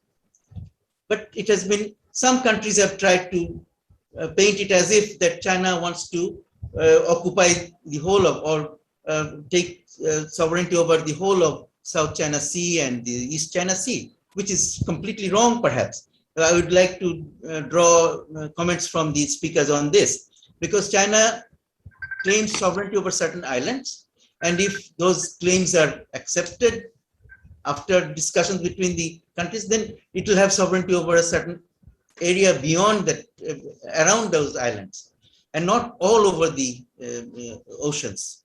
So that's how I understand it. And one of the other things, that Chinese claims have been there for a long time. And like the Diaoyu Islands, they were actually occupied by the Japanese from the Taiwanese. So they cannot, the Japanese now claim sovereignty to that. It's very, very unusual. And then, of course, the other islands, only after the law of the sea came into being, some of the countries started claiming their counter claims over the some of these islands. So these are some of the things that need to be looked at. There has been a case in the International Court about China's sovereignty over certain islands that are also contested by Philippines, and it was somehow pronounced that China's claim was wrong. But was this case fairly adjudged?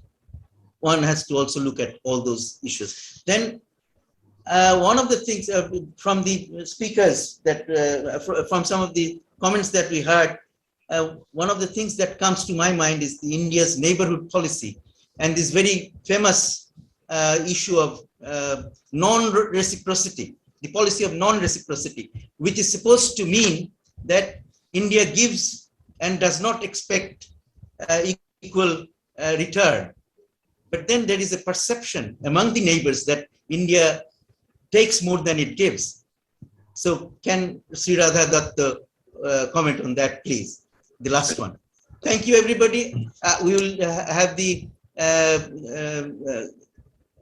designated speakers everyone take 2 minutes each and respond to some of these comments and questions that were made.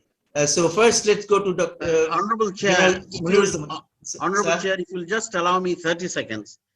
Please go ahead. We would, yeah, I just wanted to reinforce the point that speaking from the Bangladesh perspective, we are very much in BRI, and we have unequivocally stated that our relationship, our being a member of BRI is merely for our commercial and infrastructural development.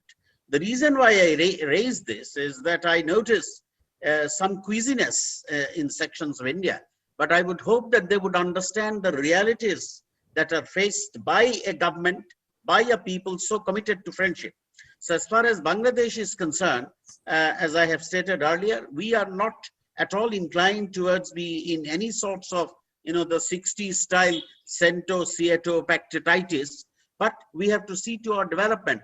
For if that does not happen, it is going to be counterproductive and affect the whole of the region, as it has done in the case of the Rohingyas. So thank you very much. Thank you, sir. I'll just add to that another thing, that Bangladesh has also announced that it is with the Indo-Pacific Initiative or Indo-Pacific Strategy, but only for economic cooperation, not for any security cooperation. So Bangladesh has been very clear on its policies on these issues. And then since Quad is a very openly security-related organization or arrangement or partnership, so Bangladesh has quietly stayed away. So those are some of the things that I think we should all take note of. But now let me invite General Munir Zaman to Thank you, Chair. use his 2 minutes. Okay, thank you, Chair. So Quad is a quadrilateral security dialogue.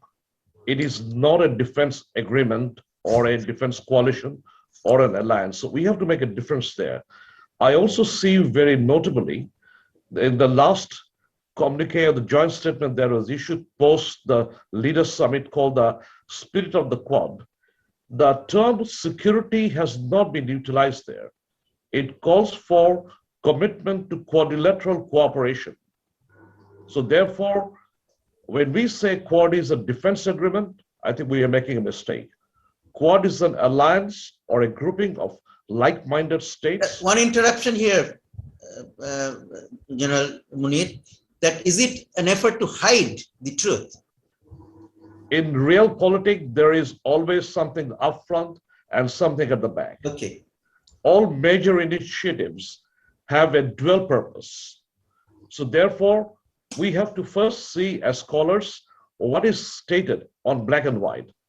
In my understanding of going through the papers, I see it's a quadrilateral dialogue, security dialogue, but of late in the spirit of the Quad that was issued after the leaders summit, the security term has not been utilized there, but the term quadrilateral cooperation has been utilized. I will also come to the point of Ambassador Shafiullah's why not China be included in the Quad. The very principle that it is based on democratic countries and democratic values, that is the point of non-entry. So if that is the point of entry, then China perhaps will not get an invitation to Quad in any time in the Another interruption, brother. Who decides that China is not democratic? Since by the term democracy, we understand multi-party, plural democratic forms. Some people understand democratic centralism and all that. We cannot get into a discussion of politics, but the very norms of the Chinese claim to be a democratic country. So how do you respond to that? You have to include them in that case. The very norms that are internationally understood by that definition, they perhaps will not get an invitation, and that is a reality. The next point that I would like to touch is that the Asia-Pacific region doesn't have a security architecture. We all know that. But there is the ADMM plus process where China is also included. So we should look at whether we can strengthen the ADMM plus process where it could be far more inclusive, where all major powers can sit at the same table and decide on the security issues related to the Asia-Pacific region. So that is a window that is available to us, and that perhaps could be utilized to say that we could address many of the security issues.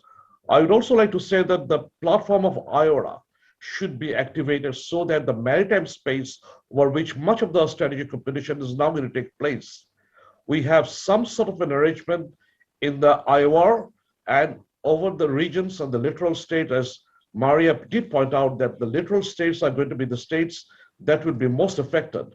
So therefore, IORA should come into play.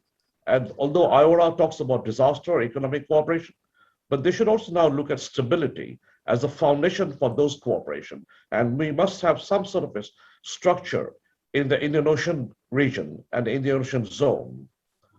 I would also like to point out that it is not a question choosing between BRI and Indo-Pacific strategy or Quad. When we talk of Quad, Quad is one of the drivers of Indo-Pacific strategy, but the Indo-Pacific strategy itself is bigger. So therefore, it's not a choice between choosing between Indo-Pacific strategy and BRI. I would also like to refer to Singapore Prime Minister's statement in this matter, that he says that countries in the region must not be pushed to choose one side. And this was again reaffirmed yesterday when the US Secretary of Defense spoke at the Fullerton lecture in Singapore yesterday. He again agreed that countries in the region will not be pushed to choose one side. So therefore, we have the strategic independence. We have the strategic autonomy to work with both to our national benefit and to our national interest. Thank you, General Munir. Yes, the Secretary of Defense has also recently said that US is not looking for conflict with China, but it will watch and take necessary steps if there are reasons. Yes. So that sounds a little kind of a change of tone, perhaps, because there was much more belligerence earlier. Now there is a shift from the belligerence, which is I think a welcome shift. Yes, that's a positive tone. Yeah, I think so too.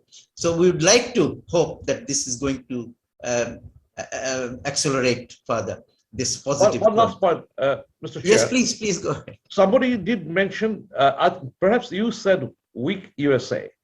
My understanding is that the preeminence of United States military power is going to last at least this century. I agree. I fully agree. But definitely weakening.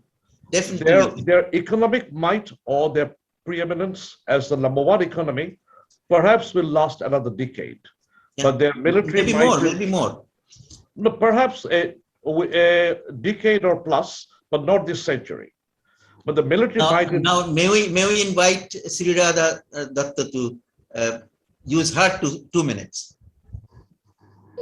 I actually jotted down several points, and there's so much to actually address here. Let me begin with the main core issue that we're discussing, from focusing on Quad now for obvious reason, that the idea is actually to ensure there's a rule-based order in place in the region, and of course ensure political stability in the region. It is not about creating or disrupting the thing. And I think a point that was made by one of the speakers, that Quad will circumvent the rule of order, which is ludicrous to say the least. And there were several comments on those lines, which I don't want to dignify with a response. But the point here in Quad is, and right now, as I said, during the pandemic conditions, I think we need to focus on the corporate platform. And again, I think both US, Japan, Australia, India, for us, China is the largest bilateral trade partner. So let's not forget that. So that is not going to go away. But the kind of violence we have seen on our borders, we have plenty, and all of you are aware of the fact that India and China have several border conversation mechanisms in place. For years, this is not a new thing. While we do agree that the intractable issues, but conversations were happening, mechanisms are in place. But despite that, we've seen how somebody's tried to change that. We've seen that. So it is in that question context that I think we've seen how there is India's position in Quad is perceived as a kind of anti-China coalition or a group, you would say, but it's essentially a lot more than that. I'm not denying the military aspect, but that brings me to the core point that is there, does that mean that South Asia or the regions again, we may discuss and debate the, small state, weak state and those kind of things. Let's go by geography just now and the not so large states in South Asia. I do not think so, and I'm missing Shahab here, because Shahab and I have been on platforms in SARC and elsewhere where we have constantly discussed how it's possible to build a security architecture. And we also know why it was not possible. We know who did not cooperate with us on that platform, because we certainly believe in South Asia we need to address poverty issues. We need to address a whole lot of other dire issues, not focus on increasing your defense expenditure and budget. That's not the core issue. And I'll just quickly, because it's just a matter of 2 points, so there are lots more that I would want to say. Discuss the neighborhood first. And, the point that I think the minister made about one particular political leader, let me go with what Government of India talks about. Neighborhood first is a core policy for us. The kind of investments, the kind of lines of credit India has given to Bangladesh and to our other neighbors is unprecedented. We've not done that in the last 7 decades. But at the same time, if you say that there is a catch to it, look at the kind of expenditure we've done on improving the connectivity, the border. How is it that we say that we are giving that line of credit to Bangladesh, and Bangladesh is accusing India of saying that you're taking advantage? Where are we taking advantage? We are building cross-border transport connectivity for you. We are ensuring that Bangladesh reaches a northeast, which has been a demand for them for always in terms of trade and commerce. We've brought down every single trade barrier that was possible.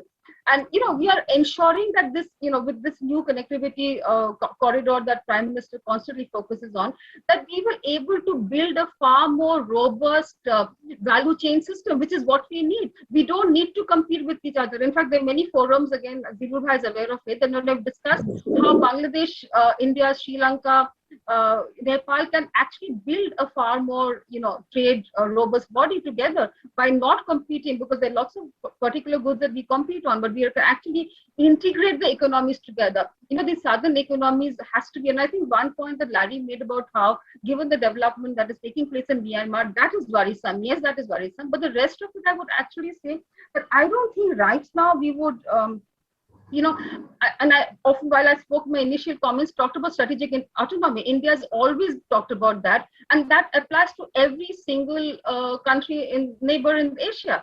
Everybody wants to, and I just forwarded an article of mine which I've recently written about BRI in Bangladesh, where I've actually argued that there's been so much positive framework in terms of the development that's taken place.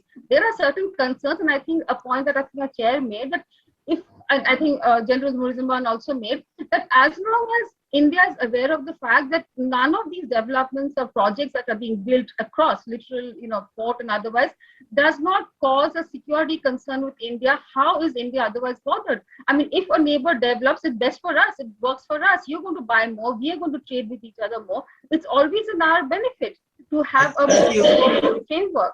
So, I mean, there's a lot more, and I would like to say, but I would like to examine this whole prism in a positive framework, not in terms of how we are going to increase the defense expenditure. In the post-pandemic area, let our priorities be different. Thank you very much, Dada. And now there are a couple of things that I would like to add to what you just said, that when it comes to India's neighborhood first policy, I think Bangladesh and India, Bangladesh enjoys the best relations with India among its neighbors. That is how I look at it.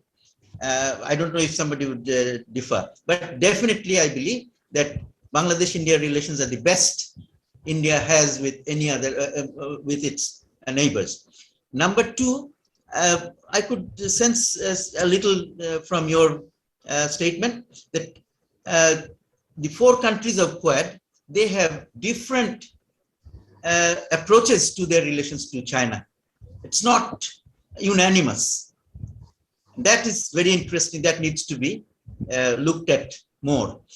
With those words, may I now call on Mr. Larry Jagan for his 2 minutes. Of course, 2 minutes doesn't remain 2 minutes. It can overshoot a little, as we have seen so far. Yes, Larry.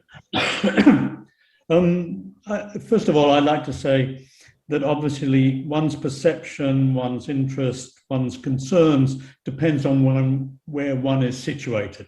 I'm situated very firmly in Southeast Asia, but I do and have had a long experience in South Asia and in China. The second is that I don't pore over the documents that come out of meetings and even, I'm afraid, learned articles that appear. I news gather and analysis for my analysis on speaking to lots of different people involved. The foreign ministers in Asia, diplomats, senior diplomats, and so on. So it's getting people's perceptions in terms of what's happening immediately. I'm not projecting forward. One thing that I think is important, and you brought it up yourself, about whether there was a military involvement in the BRI. I think that you have to understand that Beijing, the military is involved in decisions that are being made in terms of infrastructure. They want to see improved infrastructure. They want to see improved interconnectivity. And the key area that is the ports. If you look at the BRI, what is one of the key things we're seeing, even in Bangladesh, in Myanmar, it's the building of ports. And the Jiaopyu port that's being built in Myanmar is of real concern to the military intelligence people in Myanmar, because they believe that the actual architecture of the port, it'll be a 90-meter deep port, must also have in mind the possibility, not necessarily the inevitability, of submarines, Chinese submarines, being able to dock at Jiaopyu, refill, and so forth. So it is there, whether you like it or not. Don't always think in terms of militarization in the strict traditional sense. I think what we're also seeing, and what I've seen over the last 50 years, traipsing around Asia, is the move from open conflict. I know there are still border conflicts between India and China recently, and so forth. But that is diminished as trade has increased. And the Chinese view is that the more there is interconnectivity, the less likely there is to be armed conflict. Doesn't mean there won't be national interest, national conflicts, and so forth. But they want to see that resolved peacefully and through some kind of dialogue. I know one also gets carried away by the belligerent stance that the Chinese government sometimes takes. I mean, even to the absurdity of complaining about pictures of their weightlifter in the Olympics, felt that this was belittling the Chinese athletes. I mean, I think one has to sort of move above that. In essence, they want to see these areas resolved peacefully through dialogue, but they are tough negotiators. In terms of the freedom of movement in the sea, this is crucial to China. And I don't believe they have been obstructionist either in the South China Sea. Sovereignty over areas, that's another matter. But in terms of wanting to see open lanes, protected open lanes, because their biggest concern is actually on the western side, the pirates in the Malacca Straits, and as a result, they're looking to see if they can negotiate a waterway across Thailand to Vietnam, to the sea, to cut off that, partly because it would reduce it by travel by 3 days, the oil tankers, but also for security reasons. So I think they do see that as critical. The second point in terms of regional, where one is positioned, is this idea of the Quad. I know this was what we were all supposed to be talking about. Well, I've talked about the Quad with lots of people over the last 2 years in Southeast Asia and in Naypyidaw. I can assure you, no one in Naypyidaw, in the foreign ministry, has any idea what Quad is about, and they have no interest. When I talk to the Japanese diplomats, the Indian diplomats in Southeast Asia, the Americans, they all have a different view of what Quad is. And I've never actually heard it's a defense mechanism. It's a dialogue. It's a process. So perhaps that's useful because there are lots of different. We talk about BRICS, we talk about SARC, we talk about BRI, BIMSTEC, which was a Thai invention originally. But from their point, from Southeast Asia's point of view, they want to see ASEAN centrality, and the ASEAN Regional Forum they always saw is eventually leading up to some kind of architecture, some kind of security architecture, obviously not defense architecture. And the fact that defense ministers have regular meetings within ASEAN, I mean, they see this as a move in that sort of direction. So I think that ASEAN sees itself as really in partnership with China being the lead within the so-called Asia-Pacific region. In my last point, I think the biggest security issue we are facing today is COVID. The spread of COVID in Myanmar in particular, which is just out of hand and actually depressing. The number of my friends who are suffering from COVID, their parents have died. It's underreported because the regime has obviously clamped down on the media. But in Southeast Asia as well, I mean, one of the reasons I haven't contemplated going back to Thailand is that COVID is escalating there as well. Every day, the number of deaths is increasing. By comparison to Europe, maybe small, 100 a day, but in the last 4 weeks, it hasn't declined, it's going up. And of course, what these countries are all seeing in Southeast Asia, the solution to breaking the connection between infections and deaths is the vaccine. And we're on the brink of a COVID vaccine war. The Americans have now decided that they are going to supply lots of vaccines to Thailand. They've just offered 10 million doses that they hope of Pfizer that they hope will be there by the end of the year. The extent of vaccination in Southeast Asia is on the whole. Harry, let's bring your 2 minutes to close, please. Yeah, so the vaccine war is going to feature prominently at the ASEAN Regional Forum coming up in 2 weeks' time. It is the main security issue that Southeast Asia and Northeast Asia is concerned about. Thank you. Thank you, Larry. I think what you just said makes us a little hopeful that the vaccine war that was looming may be not going to happen. Maybe we will have more cooperation than conflict on this issue. Now, I think we will request Dr. Maria Sultan to say a few words before we conclude, because I understand the Shah Vinam is not with us right now. So he won't have a chance to say more. But let's hear Dr. Maria Sultan. Please, Dr. Maria Sultan. Is Dr. Maria Sultan with us? I can see her name.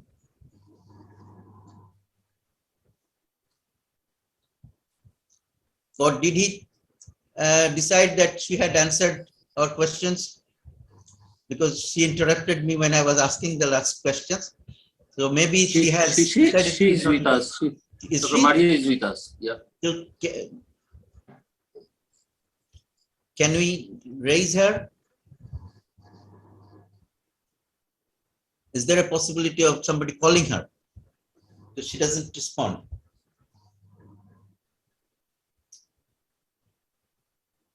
I think now you can conclude. Okay then. Perhaps Dr. Maria Sultan is not with us, or with us but doesn't want to speak anymore, perhaps. So I think we had a pretty lively discussion, and we have taken we have covered a lot of ground and important questions. Whenever we have such webinars or seminars, it is never possible to cover everything. So we do not even try to do that or pretend to do that. Whatever we have covered, I think we have done a good job today. So I must thank everybody involved. First, for the organizers, Zillur Rahman, the Executive Director of Governance, what is it called? Center for Governance Studies. And the main speaker, the 5 designated speakers, General Muniruzzaman. Then we had Dr. Sriradha Datta, Larry, and then we had Shahabinam, and then also we had Professor Dr. Maria Sultan. So thank you all the speakers. You've really